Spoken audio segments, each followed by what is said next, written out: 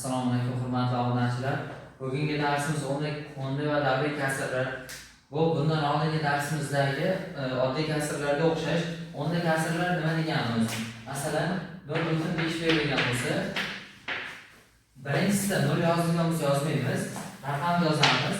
Virguldan keyin nechta son bo'lsa, maxrajga shuncha 0 yozamiz.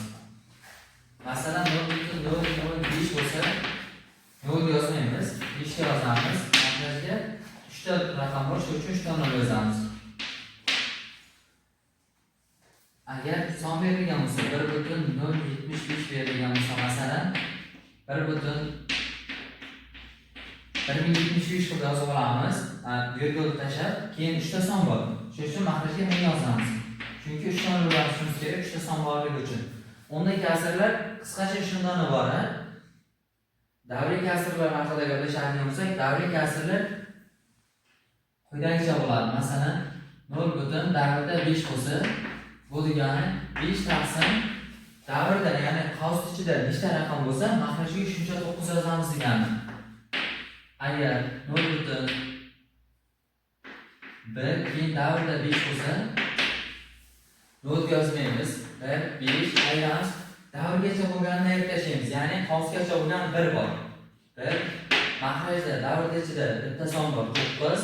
Davrda oldida bitta son bor, davr bilan virgul oralig'ida, shuning uchun bitta 0. 14 taqsim 90 bo'ladi. Agar quyidagicha savol berilgan bo'lsa, bunda hamma sonni yozib olamiz. 135 ayrilgan. Yana xuddi shunday davrgacha ayiramiz. 13.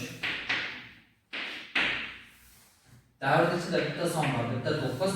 Davr bilan virgul oralig'ida bitta son bor, shuning uchun bitta 0 bo'ladi.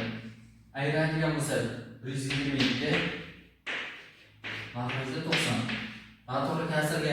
Noto'g'ri kasr ko'rinishda turibdi. Buni aralash kasrga o'tkazsak ham bo'ladi, o'tkazmasak ham bo'ladi. Yana xuddi shunday misollarni o'rganib borishni xohlasangiz, Telegramdan Tekshir kanaliga obuna bo'lib qo'ying.